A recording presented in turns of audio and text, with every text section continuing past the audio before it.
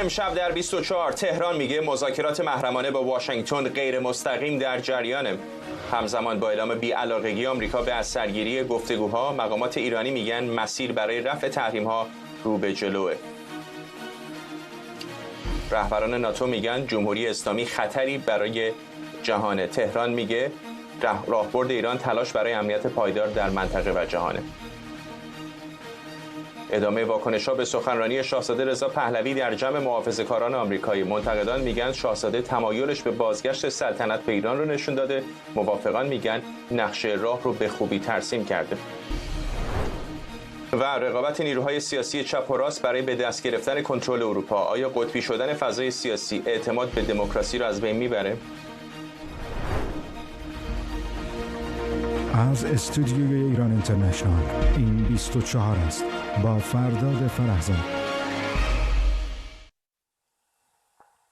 بینندگان ایران اینترنشنال در ایران و سراسر جهان سلام و وقت بخیر. سرپرست وزارت خارجه جمهوری اسلامی میگه مذاکره مستقیم با آمریکا با وساطت عمان در جریانه. به گفته علی باقری کنی مذاکرات محرمانه برای رفع تحریم‌ها و ایجاد زمینه‌های مناسب برای مذاکره برای دولت جدید ایران در حال انجامه. این مقام ارشد وزارت خارجه گفتگوهای محرمانه و غیر مستقیم رو مسیری رو به جلو توصیف کرده. این در حالیه که کاخ سفید پیشتر اعلام کرده بود آمریکا آمادگی بازگشت مذاکرات هسته‌ای با ایران رو نداره. همین دقایق پیش جیمز لنگفورد سناتور ایالت اوکلاهاما به آرش علایی خبرنگار ما در کنگره گفته که او هیچ اطلاعی از ادامه مذاکرات غیر مستقیم ایران و آمریکا نداره. نمیدانم چطور میتوان این مسائل را کنار هم گذاشت. دانستن این که واقعا چیکار انجام میدهند سخت است. ما برای مدتی طولانی مذاکرات مستقیم نداشتیم و دلیل آن هم رژیمی است که هر روز مردم خود را سرکوب میکند. بنابراین ما باید صبر کنیم و ببینیم که واقعا چیکاری انجام میدهند.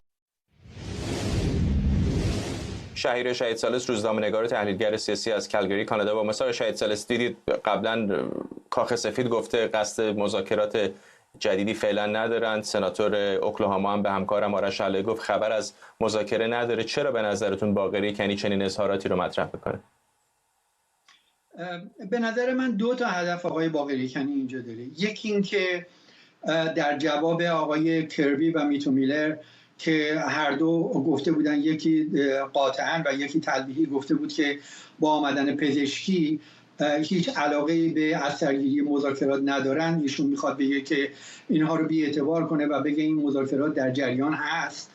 و دوم این که به نظر من شاید این مسئله مهمتر باشه اینه که میخواد مشخص بکنه و حتی یه پیامی بده که این مذاکرات در دوران آقای رئیسی ادامه داشته، هنوز هم ادامه داره و همینجور که در صحبتاش هم امروز گفته این یک زمینه‌ای هست برای اینکه دولت بعدی یعنی دولت آقای پزشکیان بیاد ادامه بده و به یک توافقی برسن. به این معنا که فکر نکنید که اگر آقای پزشکیان اومد و وضعیتی ایجاد شد به توافقی رسیدن، هیچ فعالیتی و هیچ عملی در این زمینه، هیچ اقدامی در این زمینه در دولت رئیسی انجام نگرفته. ما در حال مذاکره بودیم، الان هم در حال مذاکره هستیم و این زمینه سازی کردیم برای اینکه ایشون بیاد کار رو تمام بکنه که به نظر من این حرف زیاد صحت نداره و با وضعیتی که الان هم در آمریکا هستش هم در ایران چنین مذاکراتی اصلا به نظر من موضوعیت نداره. حالا اگر خواستیم بعدا من باز توضیح بدم. شاید سالس از طرفی به نظر میرسه که وضعیت الان در بهترین حالت معادله دو مجهولی اگر چند مجهولی نباشه، چون در آمریکا هم دولت چندان باثباتی فعلا روی کار نیست. آقای بایدن ماهای آخر زمامداری دست کم دور فعلیش رو داره طی میکنه. به نظر میرسه که احتمال آمدن آقای ترامپ هم زیاد هست. اگر هم مذاکره بخواد صورت بگیره جمهوری اسلامی با کدام طرف به نظرتون باید چانه زنی کنه؟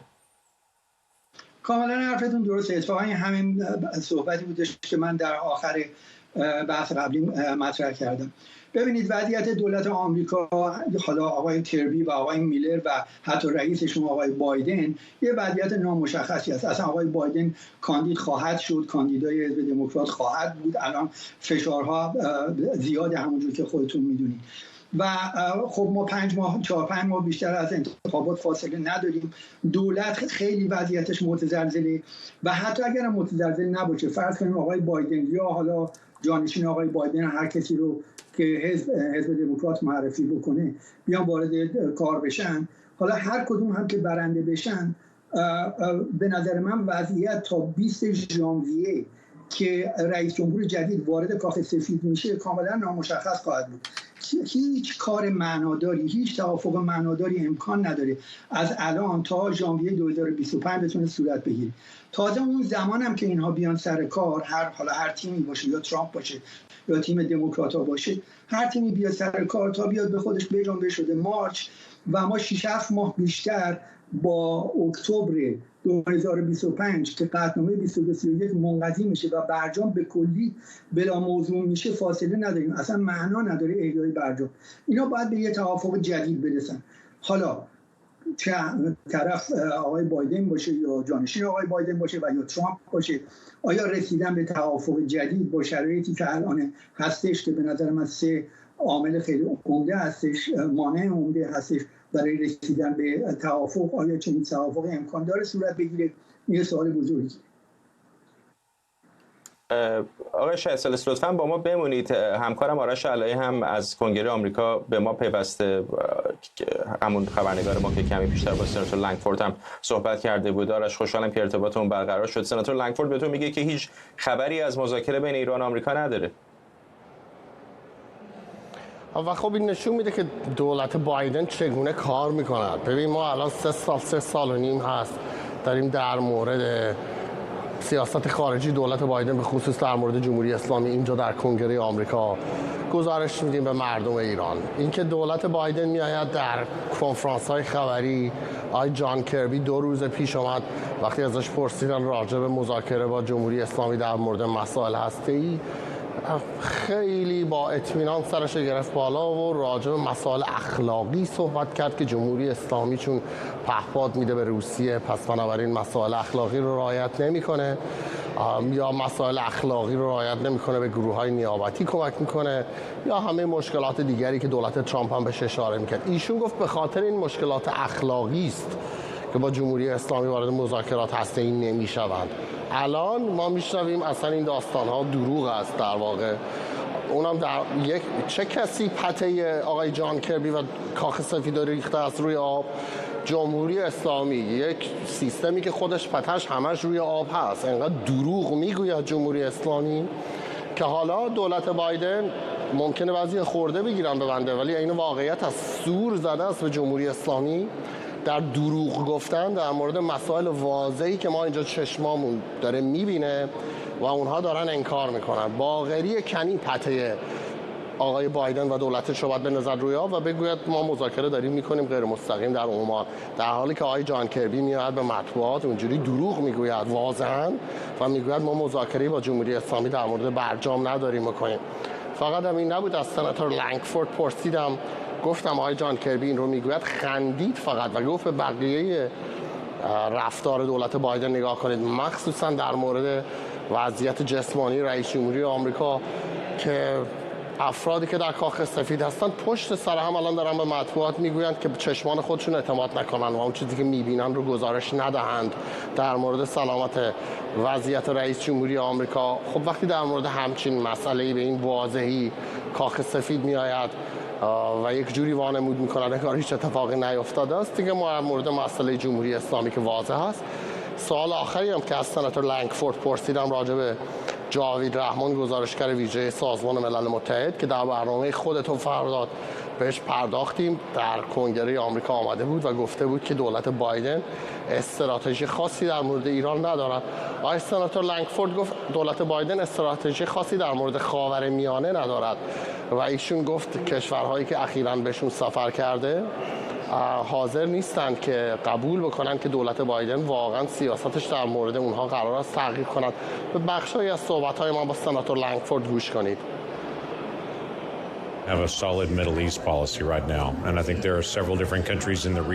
به نظرم دولت بایدن در حال حاضر سیاست منسجم برای خاورمیانه ندارد. با مقامات چند کشور مختلف در منطقه صحبت کردم که نگران هستند چون نمیدانند موضع آمریکا در قبال ایران چیست و این خودش گوی است. صحبت‌های دوامدار ما درباره چرخش به سمت آسیا اقیانوسیه این پیام را به رهبران خاورمیانه داده که آمریکا دارد از آنها روی برمیگرداند. البته این درست نیست، اصلا درست نیست، ولی آنها می‌خواهند شواهدی ببینند که نشان دهد اینطور نیست. چالشی که الان با آن روبرو هستیم این است که در واقع هیچ تغییری در حضور آمریکا در منطقه و تعهدش با خاورمیانه ایجاد نشده، اما مردم این را به روشنی درک نمی‌کنند.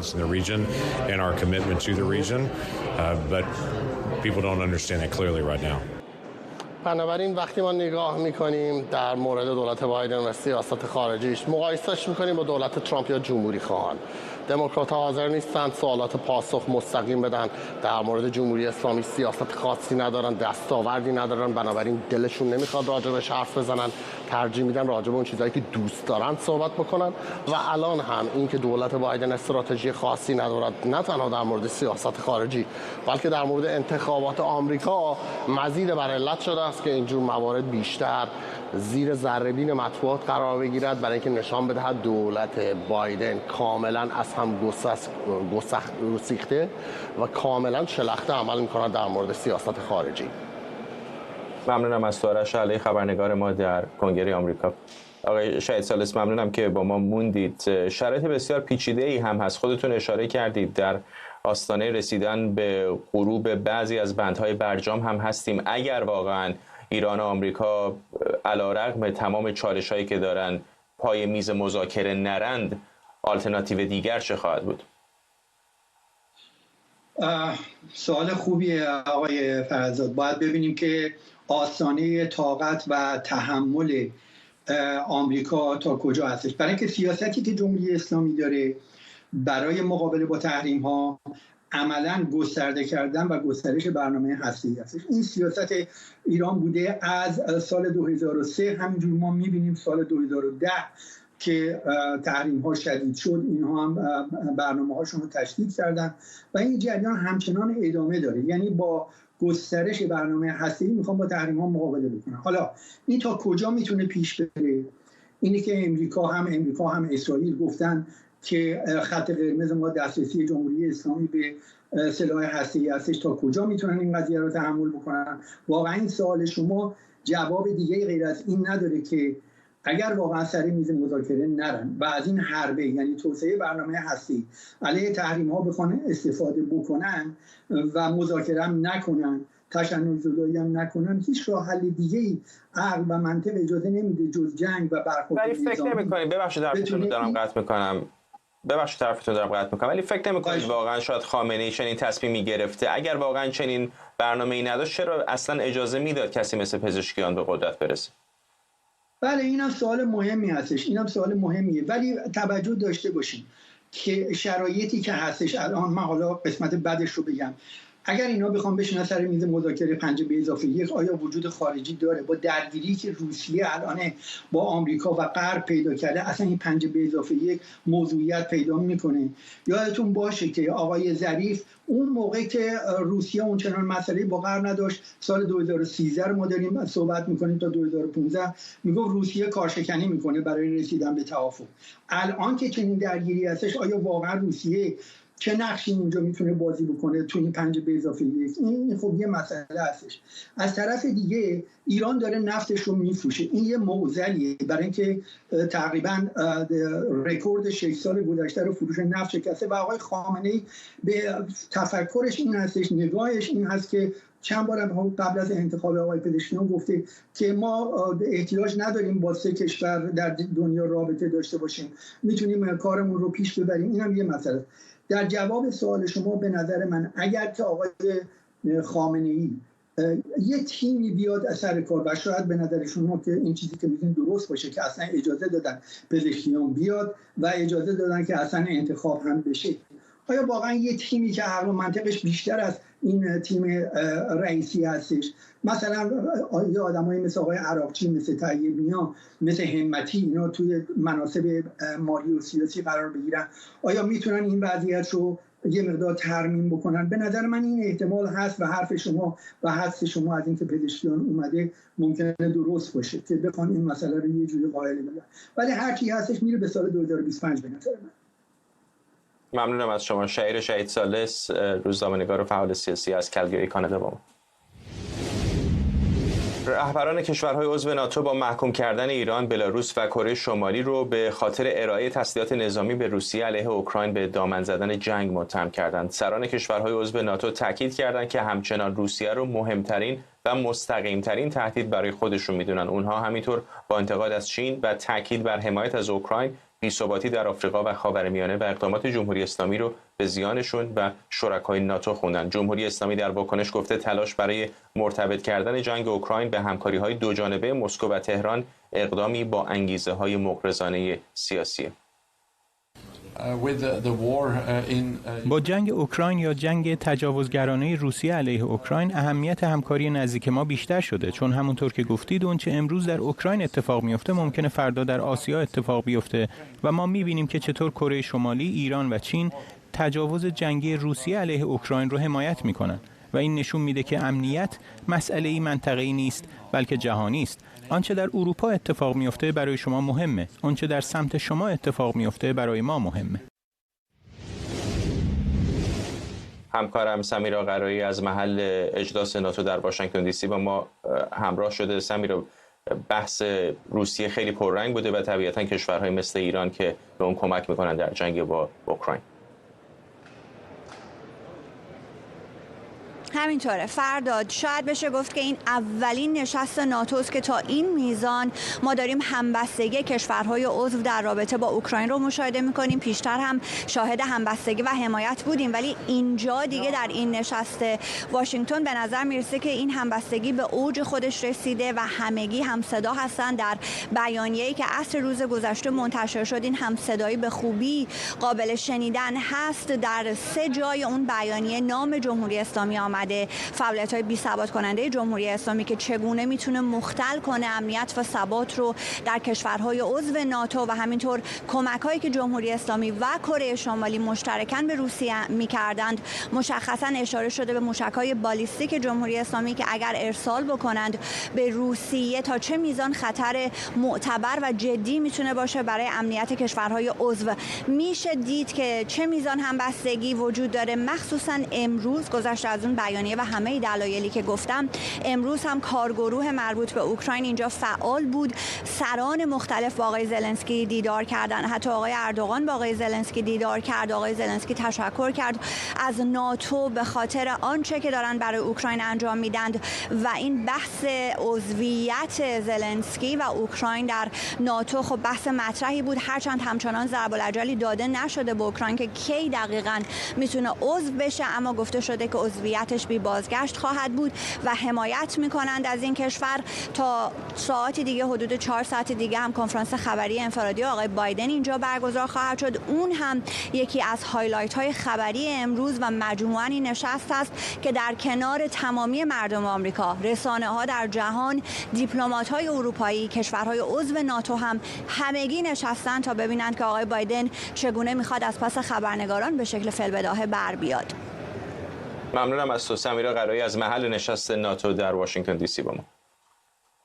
سخنرانی شاهزاده رضا پهلوی در کنفرانس محافظه‌کاران ملی در واشنگتن دی سی واکنش‌های زیادی به همراه داشته. بعضی منتقدان از حضور شاهزاده در این نشست انتقاد کرده بودند. برخی دیگر هم صحبت او درباره اینکه بازنگرداندن پادشاهی ظاهرشاه به افغانستان بعد از سقوط حکومت اول طالبان باعث شکست نظم مبتنی بر دموکراسی در این کشور شد رو نشانه تمایل او به بازگشت پادشاهی به ایران برشمردند. اما برخی دیگر از سخنرانی شاهزاده در کنفرانس محافظه‌کاری ملی استقبال کردند. موافقان حضور آقای پهلوی سخنرانی او را تلاشی برای جلب حمایت گروه‌هایی دونستند که منافع مشترک با اپوزیسیون جمهوری اسلامی دارند و در حال قدرت گرفتن و گسترش در آمریکا و غربند. مجید محمدی، جامعه شناس از نیویورک، و شهرام خلدی، استاد تاریخ خاورمیانه و روابط بین‌الملل، دانشگاه واترلو از آنتاریو با ما هستن. با آقای خلدی شروع می‌کنم. واکنش‌ها بسیار زیاد بود آقای خلدی. از همین دیشب در شبکه‌های اجتماعی می‌شدید که موافقان و مخالفان چه میگن. به نظر شما چقدر حضور در یک همایش این چنینی که به یاد ندارم در این اندازه سیاسی شاهزاده هیچ وقت سخنرانی کرده باشه تأثیر میذاره روی جایگاه او به عنوان یک فردی که خودش رو فراجناحی میخواد بدونه؟ خدمتتون درود میفرستم چون به فرزاد و چون به محمدی و همه مخاطبان ایران اینترنشنال. ببینید قربان، اگر بخوایم واقعا از دیدگاه کاملا بی‌طرفانه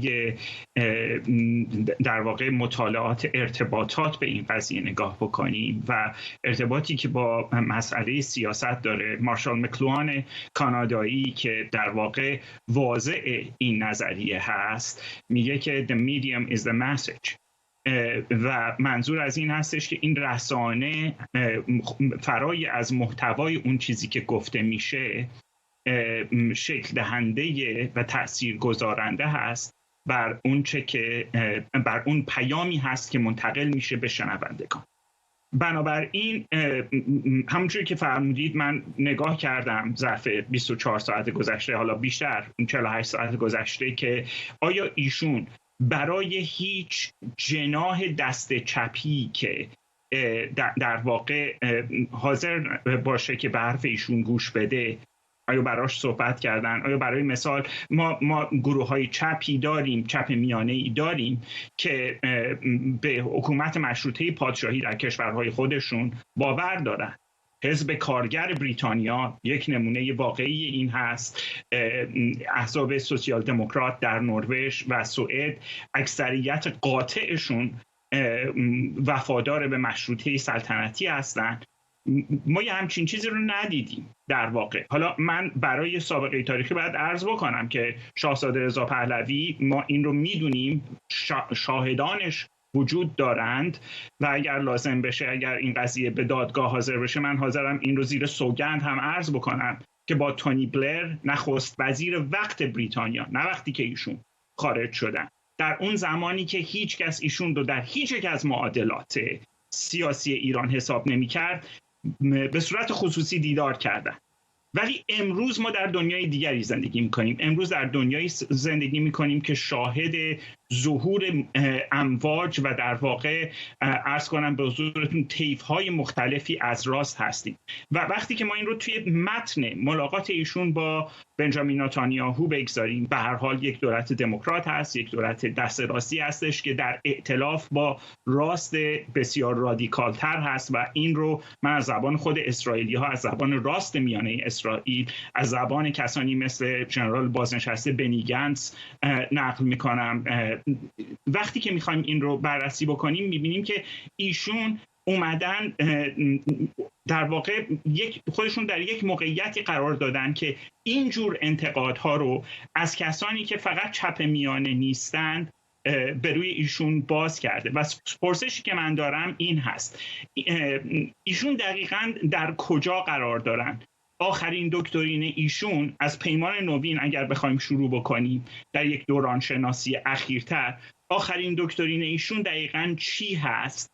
و این آیا وقتش نیست که ایشون با باز تعریف کردن نقش خودشون به تمام این سردرگمی که ما به خصوص در این 24 ساعت گذشته می‌بینیم، به نوعی که هر کسی از زن خود شد یار من یا دشمن من منجر شده، پایان بدن و در واقع تکلیف هم مشروطه خواهان و هم جمهوری خواهان رو با موقعیتشون در اپوزیسیون مشخص بکنن؟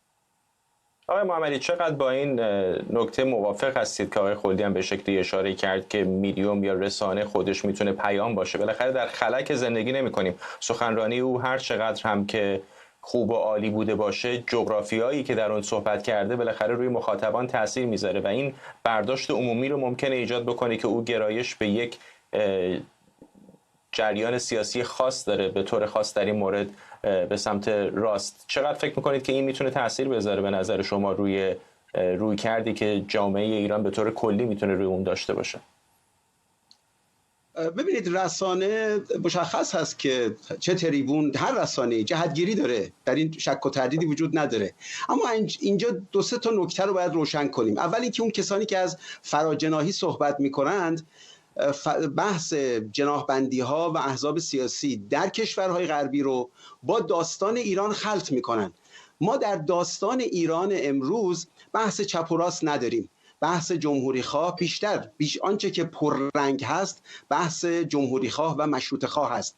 ما هم در میان مشروطه خواهان هم چپ داریم، هم چپ سوسیالیست داریم، هم غیر سوسیالیست. در میان جمهوری خواه ها هم جمهوری خواه الان یک چپ سوسیالیستی که میبینه پادشاهش در یک محفل بسیار دست راستی آمریکایی که احتمالاً با بسیاری از ایده‌های اون مخالف هست داره صحبت میکنه، چه برداشت میکنه از اون عرض میکنم. بنابراین ما این داستان فراجناحی رو باید در کانتکست ایران و در کانتکست کشورهای غربی از هم تفکیک کنیم. در خارج از کشور امروز این جناحبندی هایی که وجود داره کاملا متفاوت هست و صحبت کردن با اینها هیچ به معنای این نیست که شما در فضای سیاسی ایران یا ایرانیان خارج کشور میتونید اینها رو منطبق کنید. اینا با هم فاصله داره. و دوم، اگر برای یک چپ سوسیالیست براندازی اهمیت داشته باشه، محور اهدافش این باشد که جمهوری اسلامی رو باید برانداخت، اون وقت شما با هر گروهی میتونید صحبت کنید. اگر جمهوری خواها کمک میکنن باید باشون صحبت کرد، اگر دموکرات ها کمک میکنن. من قبل از اینم گفته بودم در مورد مثلا حزب کارگر که اعلام کرد سپاه رو در فهرست تروریستی قرار میده، البته تا حدودی اینها دارن این رو به تعویق میاندازن بعد از پیروزی. آقای محمدی تا قبل همیشه همینطوری بود دیگه. مثلا شاهزاده رضا پهلوی بارها به کنگره آمریکا رفته، با نمایندگان دموکرات و جمهوری خواه دیدار کرده، صحبت کرده، در دفترشون رفته، کسی انتقادی نداشته. ولی آخرین باری که شما مثلا دیدید شاهزاده رضا پهلوی در یک کنفرانس سوسیالیست‌ها یا کمونیست‌ها شرکت بکنه کی بوده؟ خب ببینید، مهم این است که آیا دعوت کردند یا نه. این که ما نمیدونیم این رو که آیا گروه‌های سوسیالیست، چپ، حزب دموکرات در برنامه‌هاشون اینها رو آقای پهلوی رو دعوت کردند یا دعوت نکردند، این رو بی اطلاع هستیم. بنابراین اگر یک حزب کمونیستی دعوت بکنه، به نظر شما شایسته است که یک پادشاه مشروطه، میخواد مال ایران باشه، میخواد مال لیختنشتاین باشه، میخواد موناکو باشه، میخواد بریتانیا باشه، حضور پیدا کنه در اون؟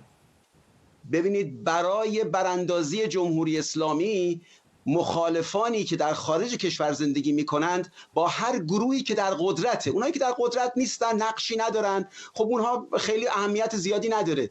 ولی اونهایی که نقش دارن در سیاست گذاری، همین کنفرانسی که شکل گرفته بود بخش قابل توجهی از سناتورهای مهم سنای امریکا در شرکت داشتن.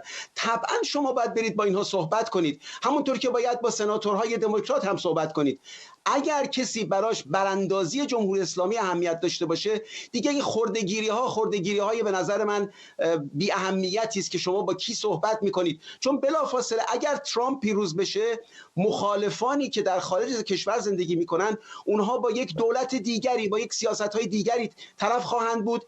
بعد هم صحبت‌های شاهزاده را اگر متنش رو نگاه کنیم، درسته خود رسانه پیام هست، اما پیامی هم که در این رسانه‌ها عرضه میشه اهمیت داره. صحبت‌های شاهزاده به نظر من استدلال‌های روشن براندازان را عرضه میکنه. استدلال‌هایی که شاهزاده عرضه میکنه اصولاً مثل نیوکانزرواتیوها نیست، دنبال براندازی، حمله نظامی، اینکه امریکایی‌ها بیان، این تهمت‌هایی که به شاهزاده میزنن که ایشون دنبال این هست که امریکایی‌ها بروند و ایشون رو در اونجا در تخت بنشانن. اصولاً شما از این صحبت‌ها، جنس این صحبت‌ها رو در متنی که عرضه شده نداره. و نکته آخر، ببینید، چپ‌ها از جمهوری خواهان، از گروه‌هایی که باشون مخالف هستند، اونها رو راست افراطی مینامند. این یک تعبیر بسیار غلطی است، برچسب. اصلا افراطی معلوم نیست معناش چی هست. آیا خانم رشید طلیب و ایلهان عمر که از محو اسرائیل دفاع میکنن، اینها بیشتر افراطی هستند یا جمهوری خواهانی که از پیمان ابراهیم دفاع میکنن؟ ببینید، اینها تعابیر برچسب، بی اهمیت، هیچ فقط به سراغ آقای خلدی هم برم. آقای خلدی، نکته مهمی است که آقای محمدی اشاره میکنه. وضعیت ایران وضعیت عادی نیستش که ما انتظار داشته باشیم پروتکل‌های دیوان و دربار رو الزاماً پادشاه مشروطه مثلا بخواد رعایت بکنه. از هر فرصتی باید استفاده بکنه برای رساندن پیامش برای مبارزه با جمهوری اسلامی. اینطور نیست. حتی بعضی از اطرافیان اون، از جمله دیروز در همین برنامه گفتن که او با رهبران احزاب چپ هم ملاقات کرده، هرچند سندی ارائه ندادن، اما گفتن بسیاری موارد بوده که اونها خودشون نخواستن که عکس و اطلاعات این ملاقات ها دیدار بشه. چه اشکالی داره که از این پلتفرم بخواد استفاده بکنه برای رسوندن پیامش؟ هیچ اشکالی نداره جناب فرزاد گرامی. مسئله‌ای که وجود داره این هستش که آیا انسجام در انتشار پیام به برای مثال الان سوسیالیست ها ممکنه که ظرف 1 سال آینده هر وقت آقای ماکرون دست از لجاجتشون بردارند بیان و دولت تشکیل بدن در فرانسه. در اون صورت ما وارد یک دوره کوهابیتاسیون یا دوره همزیستی خواهیم شد بین رئیس جمهور فرانسه که راست میانه هست و نخست وزیر فرانسه که به احتمال زیاد چپ میانه‌ای هستش که حالا جناب محمدی دوست ندارن من این رو بگم شاید برای اینکه میگن برچسب هست که من اصلا تعجب میکنم جناب محمدی با دانشی که من از ایشون سراغ دارم، خط و ربط بسیار عالی که در زبان انگلیسی دارن، این حرف رو بزنن. دولتی که در فرانسه سر کار خواهد اومد پشتیبان قاطعش آقای ملانشون و چپ افراطی خواهد بود. اینا به خودشون میگن تروتسکیست. این برچسب زدن نیست. جناب محمدی عزیز چیزی رو نگید که ما نتونیم به صورت کاملا دقیق و در واقع دانشورانه ازش صحبت بکنیم. نه، این برچسب ها در پیوستار علوم سیاسی تعریف شده، مطالعه شده. خود شما هم این رو میدونید و لازم نیستش که من به شما یادآوری بکنم. اما یک موضوعی که وجود داره مسئله پروپاگاندا هست. آقای محمدی از من تجربهشون خیلی در این مورد بیشتر هست، برای اینکه مثل خیلی از اونهای دیگه‌ای که من دارم خودم مثلا 9 ماه به عنوان پژوهشیار در سازمان برنامه جمهوری اسلامی در سالهای 1370 71 72 کار کردن، در مجموع میشه 9 ماه. ایشون که دیگه توی نهادهای فرهنگی جمهوری اسلامی بودن، خیلی بهتر از من آگاهی دارن که جمهوری اسلامی چه سودی میبره از اینکه بخواد روایت‌های مختلف به وجود بیاره و این البته موضوع رساله من هم هست و با در واقع تشریح روایت همین الان برای من داشتیم صحبت می‌کردیم یک لینکی فرستادن که نشون میده بنده رو به خاطر یک مصاحبه‌ای که با آقای فرهودی انجام دادن در 23 کد کردن دیشب. خب این هست، این استفاده خواهد شد و اون چپی که ایشون دارن صحبت میکنن ازش میگن ما برچسب نزنیم، چپ رادیکال، اتفاقا از این بهانه استفاده خواهد کرد برای اینکه اونجایی که در قدرت تعیین کننده خواهد بود اجازه نداره که شاهزاده رضا پهلوی بیاد حرفشو بزنه. سوالی که وجود داره برای من اینه، اولا من خیلی خوشبختم که مشخصا چون جناب محمدی مشخص نفرمودن وقتی شما گفتید پادشاه مشروطه، ظاهرا ایشون قبول کردن این رو از شما.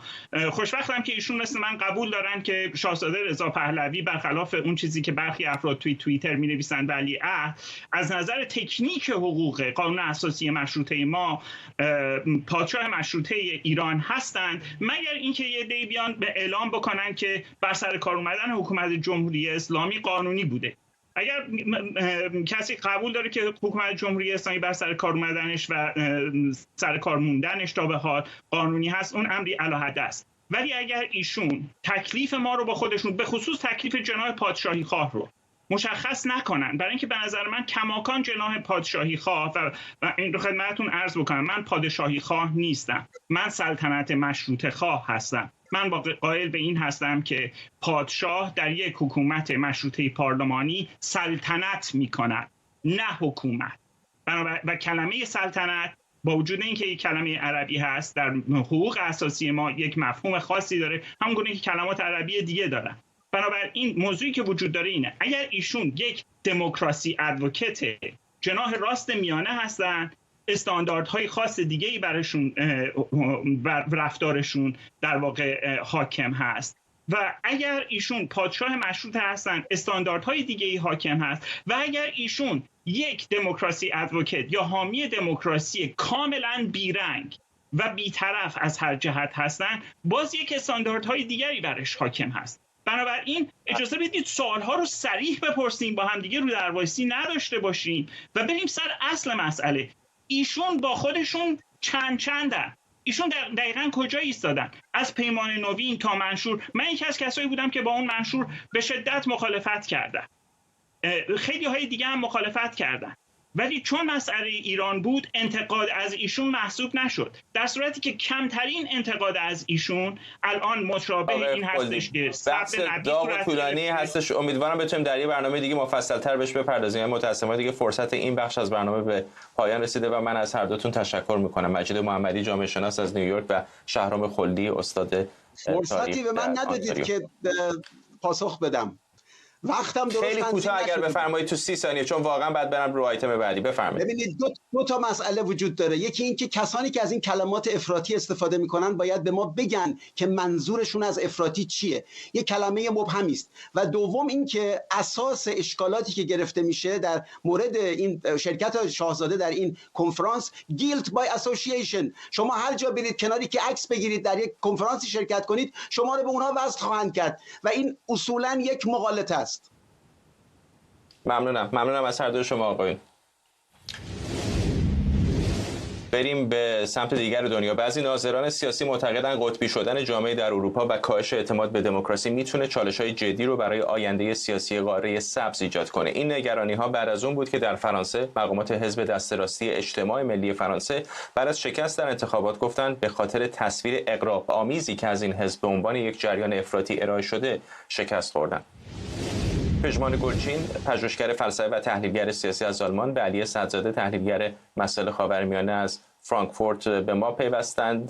با آقای صدزاده شروع میکنم. این ایرادی است که بسیاری از کسانی که در طیف راست هستن میگن اتفاقا الان در بحث قبلیمون هم مطرح بود که این اضافه کردن پسوند افراطی باعث میشه که تعداد زیادی از رای دهندگان هراس داشته باشن از این احزاب سیاسی، در صورتی که واقعا ممکنه خیلی از اونها گرایشات راست افراطی که مثلا در نیمه قرن 20 باهاش میشناختیم رو دنبال نکنن. همشون هم افراطی نیستند، ولی همشون در یه طیف قرار دارن که در این طیف افراطی ها هم هستن و بنابراین تعیین کننده است که در این طیف چه بخشی این طیف رو رهبری میکنه. مثلا در آلمان اگر شما نگاه بکنید بخش افرادی داره این طیف به اصطلاح پوپولیستی رو هدایت میکنه. در ایتالیا فرق میکنه. خانم ملونی در رأس جورجا ملونی نخست وزیر ایتالیا در رأس یه طیفیه که افراطیون رو حتی کنترل میکنه. سالوینی لگا نورد که افراطی تر از خانم ملونی کنترلش میکنه. در فرانسه همین خانم لوپن باعث شد که در حقیقت جلوگیری بکنه که از این اجتماع ملی نره با دست راستی افراطی آلمانی ها و یک فراکسیون متحد در اتحادیه اروپا تغییر بده. ولی همه اینها یک طیف واحد هستند. این طیف واحد هم مسائل واحدی رو مطرح میکنن: یک، مهاجرت; دو، تورم; سه، مسئله به اصطلاح جنگ اوکراین، رابطه با روسیه و مسئله به اصطلاح آب و هوا و حزب‌های سبز اروپایی که سر کار آمدن و میخوان در ارتباط با این بحران انرژی هرچه سریعتر راه حل‌هایی ارائه بدن که بخشی از مردم باش موافق نیستن، از جمله کشاورزان فرض کنید. همه این طیف‌های دست راستی در حقیقت یک آرامی رو در کل اروپا به وجود آوردن. یه مسئله دیگه هم بهش اضافه شده، مسئله اروپای شرقیه. ما با مسئله اروپای شرقی، لهستان و مجارستان و چکسلواکی و کشورهای دیگری روبرو هستیم. اینها آمدن وارد اتحادیه اروپا شدن. در حقیقت اینها کشورهایی هستند که بدون تجربه دموکراسی وارد اتحادیه اروپا شدن و حالا بعد اینها در حقیقت به خاطر رفاه آمدن و وارد اتحادیه اروپا شدن. وقتی که اومدن وارد اتحادیه اروپا شدن تشخیص دادن که نخیر، دموکراسی کار بسیار بسیار مشکلی هست. از جمله اشکالاتش این است که مهاجران زیادی وجود داره و باید با اینها کنار بیان، کما اینکه سابقا کسان دیگری بدون اینها کنار آمدن. یک باره میگن که این چیزی که ما میخواستیم بعدی که به ما داده بود از دموکراسی تطابق نمیکنه. یعنی در حقیقت فشاری هم از دست راستی های اروپای شرقی روی اتحادیه اروپا هست و به همین علت ما این وضعی است که داریم و در آلمان به عقیده من بیشتر از همه جا خطرناک‌تره. آقای گلشین، خب اروپایی‌ها هزینه زیادی سر این جریان‌های سیاسی دادن و شاید به خاطر همونی که مارگزیده از ریسمان سیاه‌سفید هم میترسه و شاید به خاطر همینی که بعضی اوقات می‌بینیم یک حزب دست چپی که مثلا طرفدار محیط زیست و حقوق همجنسگرایانه ممکنه بگم که وای کمونیستا دارن میان، یا یک حزب دست راستی به خصوص مثلا در اروپای شرقی که آقای سدزاده بهش اشاره کرد که بر مثلا بنیادهای خانوادگی بر اساس مسیحیت تکیه دارن بگن که اینها فاشیست هستند. چقدر فکر می‌کنید که واقعا اینها تصویرگر واقعیت‌های امروز اروپا هستند یا در واقع اتفاقا این احزاب دست چپ و راست کم و بیش در میانه هستند؟ درود بر شما و مخاطبان محترمتون. این بحث بسیار داغی امروز در اروپا و بحث تازه‌ای نیست. همونطور که در صحبت شما بود، این بحث تازه‌ای نیست. به نظر وقتش رسیده که این دسته‌بندی‌های سیاسی دوگانه راست و چپ که دسته‌بندی قرن 20 هست رو کمی بازبینی کنیم، یعنی ببینیم که واقعاً مطالبات اجتماعی کجاست. در همین برنامه‌های شما بود که در مورد بحث حزب راست بالا اکستریم آلمان، حالا گویی دوست دارن از لفظ افراطی استفاده کنن در فارسی، حالا رادیکال راست یا اکستریم راست، این حزب بود که حاصل مطالبات اجتماعی بود که طبق آمارها قبل از اینکه حزب این رأی رو بگیره مشخص بود که این مطالبات به اون سمت شیفت کرده. یعنی طبق آمارهایی که در مراکز آماری مختلف در دولت آلمان قسمت مهاجرت انجام شده بود، مسئله مهاجران مسلمان یک بحران در جامعه آلمان شده بود و این حزب از این آب گلالود به نفع خودش به قول خودمون ماهیشو گرفت، از این آب گلالود و نفع خودش رو برد. اما آیا واقعا این حزب که داره این مطالبه رو پاسخ میده یا نه داره با یک مغالطه و با یک فضاسازی از فضای اجتماعی که خلأ وجود داره برای پاسخ گفتن به بحران، به اینکه چگونه باید با مسئله مهاجرت روبرو شد، در درون دموکراسی داره به اصطلاح به نفع خودش استفاده میکنه. مسائلی که به صورت اکستریم قراره حل بشن، چه راست چه چپ، ما الان کمون پاریس رو در تاریخ گذشته داریم، قبل از شکل‌گیری کمونیسم در روسیه کمون پاریس رو داریم، یک وضعیت اکستریمی که در فرانسه اتفاق افتاد. همین الان دوباره فرانسه درگیر یک وضعیت اکستریمه که چه راست چه چپ. امروز نامه های مکرون در صفحه اجتماعیشون نشر پیدا کردن که ایشون مطرح کردن که فعلا این حجم از اضطراب، این حجم از هیجان کنترل کنید تا بتونیم جمهوری فرانسه رو زنده نگه داریم، وضعیت دموکراسی در فرانسه رو زنده نگه بداریم.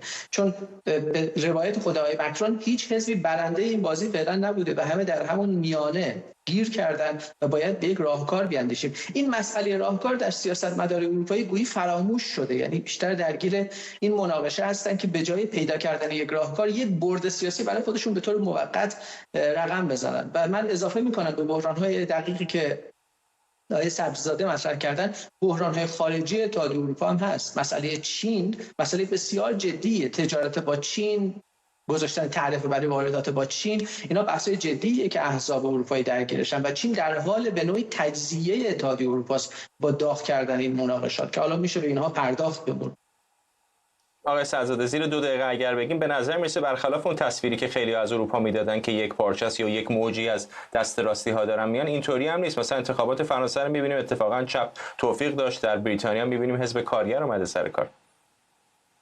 نه اینطوری نیست. همون آلمان شرقی هم 70% مردم مخالف دست راستی ها هستن. این حزب AfD تنها 30% داره و در کل آلمان هم بالای 60% مخالف دست راستی هست. ولی متاسفانه ما در وضع میدیا هم فراموش نکنید این اقلیتی است بسیار پرسر و صدا و این اقلیت پرسر و صدا میتواند بر جامعه مسلط بشه. این کاری هم که در فرانسه شد، در حقیقت تمام کسانی که مخالف بودن متحد شدن، تونستن که حزب اجتماع ملی رو ببرن، حزب دست راستی رو ببرن در مقام سوم.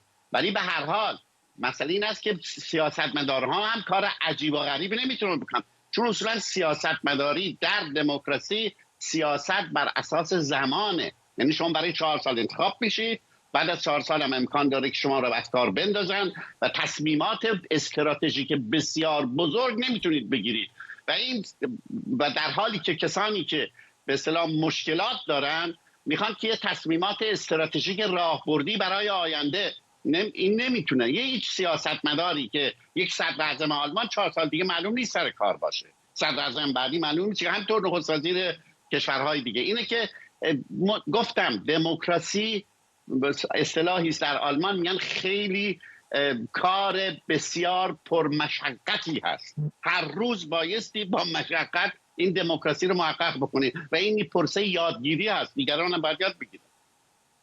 ممنونم از هر دوی شما. پژمان گلچین، پژوهشگر فلسفه و تحلیلگر سیاسی از آلمان، و علی سعدزاده، تحلیلگر مسائل خاورمیانه از فرانکفورت با ما. و ممنونم از شما که ما رو در برنامه 24 امشب هم همراهی کردید.